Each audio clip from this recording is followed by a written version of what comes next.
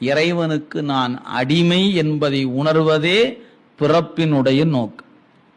நான் யார் அப்படின்னு கேள்வி கேட்டா, நான் இறைவனின் அடிமை என்பதை நீங்கள் என்று உணர்கிறீர்களோ அதுதான் உங்களுடைய உண்மை.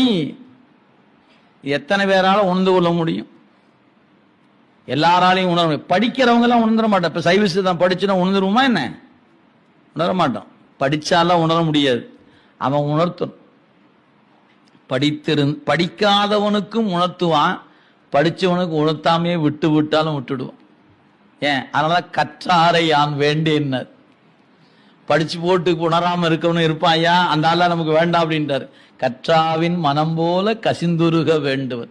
உணர்த்தில் உணர்வேன். அவர் உணர்த்தணும். அது அவன்தான் உணர்த்துவான்.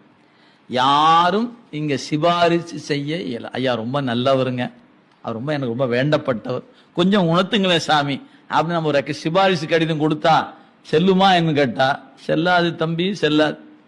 ஏன்? அந்தந்த உயிர் செய்த பாவ புண்ணியத்துக்கு கேட்பத்தான் உணர்த்துவான்.